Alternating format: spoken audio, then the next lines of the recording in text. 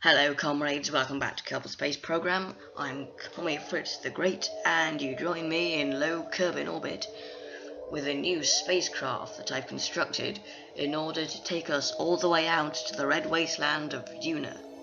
Yes, we're going all the way out there. We are aiming for the impossible. We're going to push the envelope. And if you saw my previous video, you will know, of course, that we unlocked bigger and better parts in the career mode. And in the actual proper episode before that, I started playing the career mode, and we launched 2 or 3 rockets, I believe, into space. Well, I don't think we actually got into orbit those times, but yes, I unlocked enough technology to be able to get into orbit and to space. And we are now at this stage of the game because what we're doing now is orbitally rendezvousing with a space tug that I've created to take us all the way out to Duna. It has 4 nuclear engines on it, and because they're really efficient and they take ages to run out of fuel, they only use 1 or 2 units of fuel every 30 seconds or so, which isn't too bad. Obviously we want to preserve as much fuel as we can along these long distance missions in space, for obvious reasons. But yes, I've constructed a lander that we're going to land with, obviously, and I'm going to rendezvous with the space tug, as I've said, and we're going to cut the whole situation off to Duna, as is the norm. What I'm doing now is I've got a kind of closest approach in my orbit, where I can sort of see the target as such, and then I'm going to burn retrograde in the Navfor's target mode to cancel out velocity, so I might be either moving towards it or moving away from it at a certain rate, so I have to point retrograde relative to my target to cancel out that motion. And then once that speed indicator has reached 0, it means I've cancelled out my velocity. And so I have to point at the pink marker and then burn towards my target, which you can see that I'm doing now, in order to approach it at whichever speed I desire. On the front of the space tug, I did have quite a bit of trouble getting it into orbit, because this was the first time that I'd used the bigger parts as opposed to the one-man pod size parts in the game in career mode. So it was quite a challenge getting the new technology to work, and yeah, I had some trouble because the staging was a bit off, and I had to sort of cut corners with my design, things that I wouldn't usually do when I had the full complement of parts. But coming up now with some footage of me attempting to get this thing into orbit, it's quite a monstrosity, as you'll see when in the next sort of coming clips of the video. And now, in fact, it sweeps by underneath us. And if we cut back to the Space Center, this was before I got into orbit. This was me, I think, testing out the lights on the space tug. It's equipped with the front and rear docking lights. That long docking port at the front was pretty well illuminated. I did, however, have some trouble with illuminating the bottom docking port. So as a result, that's not quite as lit as I would have liked.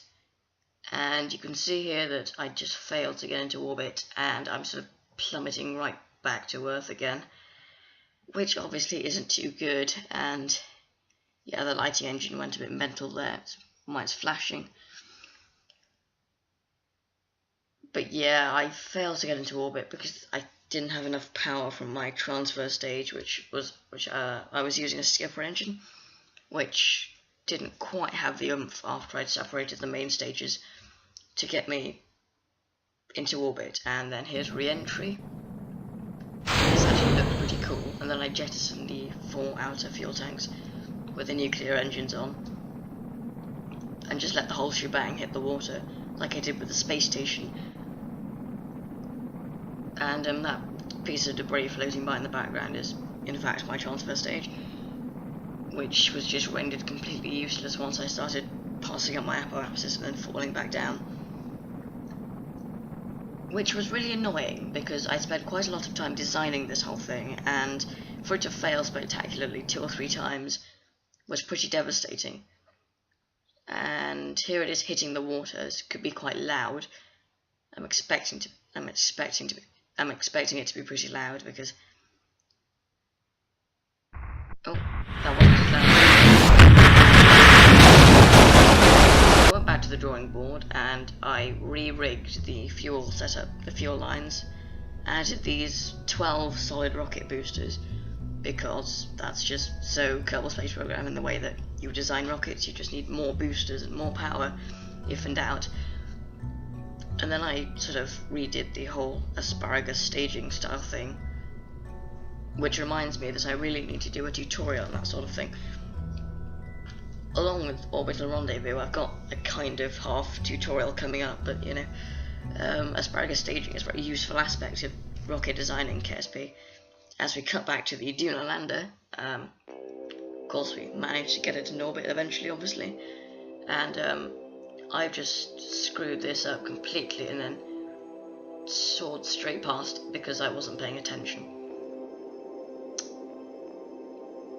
Newly Kerman has obviously sensed my disappointment and is trying his best to cancel out the velocity that he's miscalculated. And I'm just trying to slow down the rate at which the space tug goes away from me, which is quite difficult because I have this rather unwieldy transfer stage, the skipper engine, because I use the same launcher for the lander as I did for the space tug. I actually designed the launcher specifically for the space tug because it was such a heavy payload that for anything less that I could be sure that I would get into orbit because it was such overkill. So, you know, foolproof, and it worked, as you can see, and the rest is history. The land is quite an unusual design in that it has, I've tried to pack as much stuff as I could into such a small area because it's all about saving weight and keeping balance and having your thrust to weight ratio correct and all that sort of thing. You'll also notice that it's quite unusual because it has parachutes. That's because Duna has an atmosphere that starts at around 50 kilometers. Its gravity is also slightly higher than that of the Moon, which makes using an EVA pack slightly more difficult. So back to the parachutes. Using parachutes obviously saves you a lot of fuel in the long run because you don't have to sort of manually do a powered descent all the way down to terra firma, which obviously is good. Although the downside is that it's very difficult to actually properly judge your descent in the moment at which it's alright to deploy the parachutes, because you'll have to bleed off a lot of velocity very quickly before you deploy the parachutes, otherwise the parachutes won't open in time because Duna's atmosphere is very thin, even at its thickest point. And they only open at the last minute, and if you're doing a kilometre per second, then it's going to become a case of litho braking, which, as opposed to aero braking. Litho braking is something that you don't really want to do in Kerbal Space Program because that usually kills your Kerbals. I'm sure you know by now what I'm getting at. But yes, I've killed all of my velocity, and I'm just sort of drifting by the space tug, lining things up and trying to work out what the best orientation for me to dock with it is. And I think I decided that I was going to go for the front end, so the opposite end to the end at which the nuclear engines are on, because it's more efficient to push rather than pull, I believe. I'm not sure if I've got that the right way around, but either way, that doesn't really matter because I'm going to add some other stuff onto the space tug just for practicality's purposes, and so that I can have a kind of longer duration mission. But all will be revealed very soon because I have one more trick up my sleeve after I've docked the Duna lander. And I'm just using the short bursts of that engine just to sort of keep things in contention and sort of align myself using the RCS thrusters. And what I've done here is switch to the space tug and I'm just trying to get a visual on the Duna lander in order to try and align it in such a way that will make things a bit easier for my docking maneuver.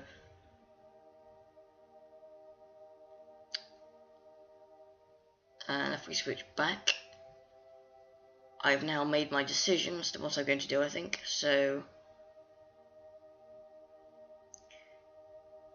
I'm going to thrust very slowly parallel to it so that I am higher effectively than it, so that I can then spin around and then use the space tug to maneuver things into position at will, because as I said, this transfer stage with the skipper engine is quite unwieldy, so it's always useful to have a free moving stage without an engine that you can just cart around a little bit.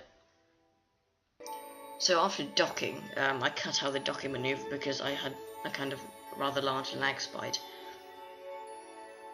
I just went around checking that everything was okay, checking up on my electric charge, and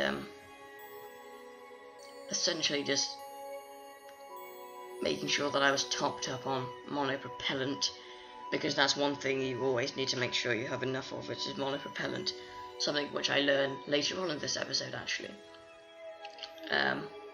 Yes, I underestimate the power of RCS and kind of decide to ditch it altogether, which isn't really a good idea, but more on that later. Yeah, I also ditched that transfer stage, which I think is a decision that I will live to regret later, because it had a useful amount of fuel in it, and looking back, it was also a rather stupid decision, even though at the time of recording this narration, I haven't actually landed on Duna yet. And I forgot that I didn't actually activate those 4 engines, because I thought I had, but it turns out that that was another attempt at trying to rendezvous with the space tug, which I didn't show you. That was version 1 of the Duna lander, which failed because of a certain weight imbalance. Because I basically had 3 fuel tanks, 3 of these small fuel tanks on top of the conventional tanks, and a materials bay on the 4th external fuel pod, which I thought would balance each other out because they were the same size, so I assumed wrongly that they had the same mass. As it turns out, they didn't, and it was a real pig to fly. So I deorbited it, saved my Bob Kerman, who was the pilot, and made a few design adjustments. And yes, but as I said, I have another race on my sleeve in terms of this whole Duna mission, and here it is coming up now, the Ike probe. Ike, or Ike, or Iki, or whatever you want to call it, is the first and only moon of Duna. It's smaller than the moon, the Kerbin's moon, and I believe has less gravity, so it should be theoretically easier to land on. It's also closer. So what I basically did was adapt my moon lander from earlier on in the KSP career mode technology tier, and sort of used it. I'm going to use it to boost out to Duna, to Duna's moon Ike, and then come back and re-rendezvous with the space tug in Duna orbit, while simultaneously sending down my lander,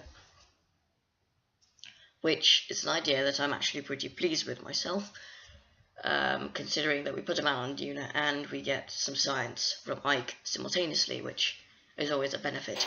Seeing as you come all that way, you may as well do some extra science, logically speaking.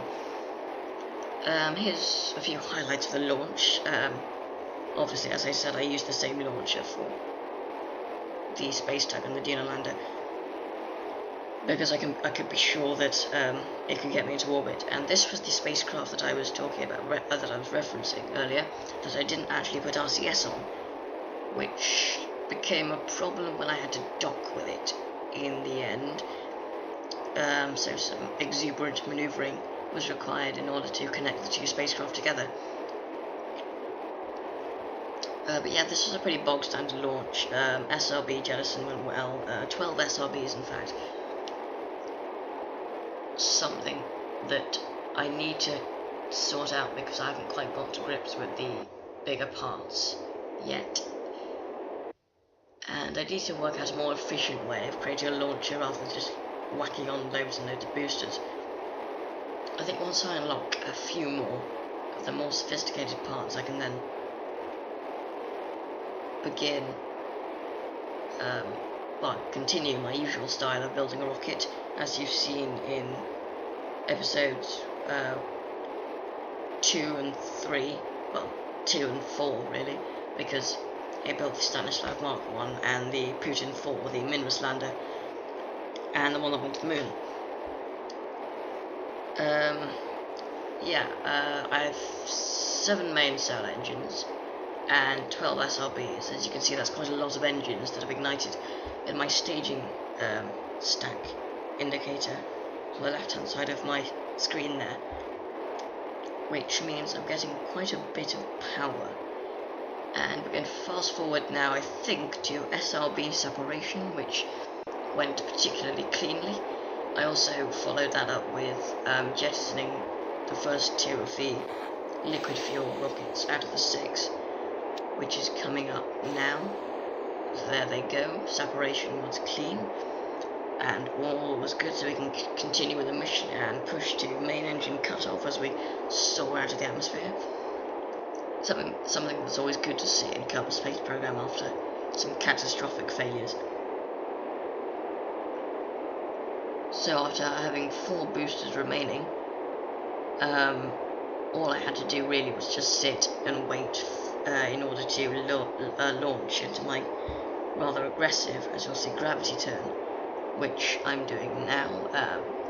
It went over quite quickly because the gimballing on those 5 liquid engines sort of pushed the whole arrangement over, which is always useful. I mean, sometimes I disable the gimballing because the torque from the movement of those engines create a kind of uncontrollable spin, especially on asparagus staging, considering the movement of the centre of mass during the launch, which is always slightly irritating, especially when you're trying to keep the spacecraft on a particular heading. And a short bit where I jettison 2 more boosters, and then once I reach my apoapsis, I start my orbital injection burn to rendezvous with the space tug and Dunalander. You'll notice that I fast forwarded so that the Dunalander and space tug was directly above the space center. That's because by the time I get into space, it will be slightly ahead of me, and which is perfect because if I plonk myself in a lower orbit, I can then burn prograde when I get close enough, and so on the opposite side of my orbit I'll have a closest approach of a matter of a few kilometers, and then obviously I can then cancel out my velocity using the retrograde marker on the nav ball, as I mentioned before. So that all was pretty textbook, until obviously it came to docking, when I realised that I'd forgotten to add RCS, which was really annoying, to say the least. And there go those 2 boosters soaring back down to Kerbin. Yes, I'm not quite in orbit yet. And due to the nature of asparagus staging, you'll notice that that central stack that's currently burning is completely full on fuel. Obviously, in real life, asparagus staging would be impossible because it would require the use of rather complicated fuel pump setups, something that we don't have the technology to do at the moment, which is quite disappointing. Nonetheless, this is Kerbal Space Program, and we can do pretty much what our imagination wants us to do, which in fact is quite a lot.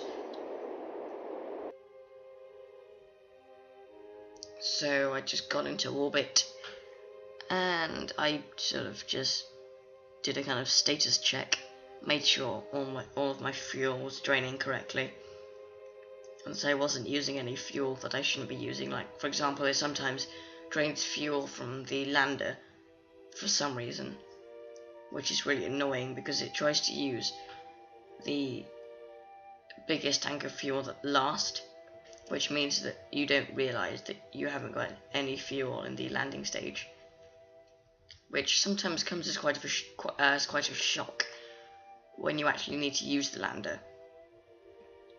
But you can get around that in several ways, which is good. Although it is quite annoying having to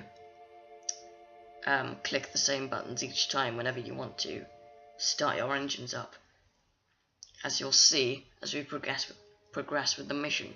Although not in this episode, because this episode is predominantly based around me building my Duna spacecraft, and so we're not really going to go anywhere as such. And you can see that the moon's risen in the background there as I cancel out my velocity with the retrograde marker. You saw that I actually managed to get a closest approach on the nav ball, where those pink and orange markers got pretty close together, which makes things easier. The closer your closest approach is, the less time you need to spend worrying about your orientation and your angle of approach and all that rubbish. Well, it's not rubbish, it's rather important, but it does get quite tedious when you are so far away that you can't quite work out which direction you're going relative to your target.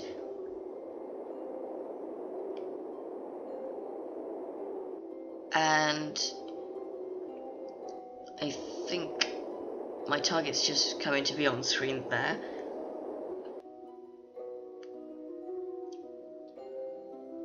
So I'm now going to burn retrograde once again to cancel out the velocity that I've gained. And if I actually go in closer, I can then burn retrograde and my orbits will actually sync up, which is what I want. So you want to get your closest approach and then sync up your orbits at precisely the right moment, which is, you actually have quite a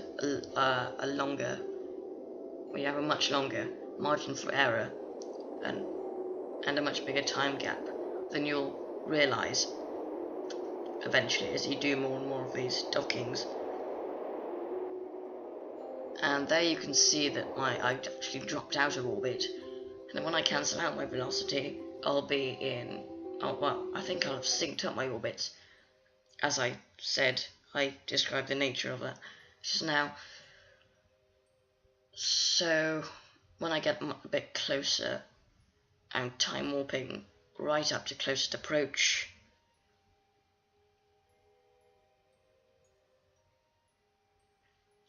As the space tug sweeps in, and we're going to do that for a few seconds. I'm back in orbit. You saw the camera spin around there. That's a good indication of whether you're in or out of orbit, by the way. Squad seem to have thought about that. The camera changes between the automatic camera and the orbital camera, I believe. Yeah, the orbital camera, obviously. Makes sense. And there we are, our orbits have synced up perfectly, so when we get even closer we can do the same thing and repeat the process. It's actually quite simple. I mean, I used to have quite a lot of trouble with this, and I always used to get confused. Something that I also did in the return from Minmus mission, when I landed and then I got back into orbit. Unfortunately, I actually binned that episode because I was having some trouble with the audio, so I literally just got rid of it, and I thought, well, I'll start afresh with 0.23.5. So yeah, I'd say it's a fun farewell to 0.22. We were an entire version behind on the KSP scene on that front, so I'm now glad that I have the satisfaction of being up to date with KSP. which is always good. And you can see the name tag of the target spacecraft, the Duna space tug, approaching rather rapidly in the distance. It's always a good sight. And yeah, when that happens, you know that you've done things correctly. Once again, it's always a comfort to have that happen. But on the front of interplanetary missions and that sort of thing, I'd quite like to sort of explore further and farther, as I said, after unlocking those new parts. So I'm thinking about going to places like Dres, which is the next planet out from Duna. And then places like Eeloo, which is the furthest planet out. It's not really a planet, it's more of a kind of asteroid, really. A very large asteroid, saying that, but yeah. Dwarf planet, that works. It's the analogue of Pluto, like Kerbin is of Earth. Which makes sense, again. Yeah, so I might alter the design of the space tug, because once we get back from Duna, the fuel will just be completely spent, so I could either ditch that or find a slightly new design, because I'm thinking that this whole system is going to be quite inefficient, although I'm going to have to cart a bigger load out to Duna, because Dres rather, because it's further away, which is another matter entirely, so I'm going to have to think about how I'm going to do that in a later episode at some point. But in the meantime, here I am at closest approach. I'm sort of aligning myself with the docking maneuver, which, as we'll see, is very difficult because I had to constantly kind of switch between craft and align them. I actually at one point hit the space tug because I came in too fast. I knocked the nuclear engine and sent the Duna lander, which was connected to it, obviously, into a spin, which I had to frantically correct. So that wasn't too good. But after managing to get it under control, I had another attempt at docking, which proved to be a little more successful, as you'll see.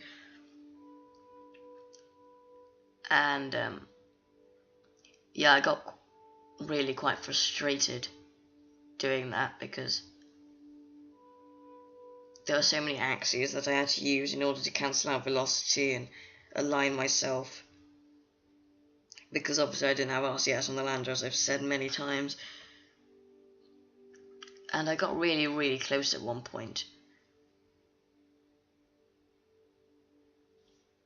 only to find that I was on the completely incorrect axis of approach, so the lander was over there rather than right underneath my docking port, which was irritating to say the least. So I switched back to the Ike lander and then pointed myself northwards, because I had a proper kind of frame of reference that I could aim for, rather than just kind of pointing and thrusting. It's always a safer bet to aim for a common point of reference more than anything else. And here I am sliding into dock. The docking ports make contact. I have to shift the space tug around a little and then move the nose of the Ike probe across a tiny bit, and there we are, we have docked. Isn't that a fantastic sight when a plan comes together? But yes, that's our Duna ship constructed in orbit, all ready to be carted all the way out to Duna. I hope you enjoyed watching this slightly, well, it's not the most exciting episode, but I promise you next time it'll be much more interesting as we continue our voyage. But that said, I hope you, and I will see you next time on Kerbal Space Program.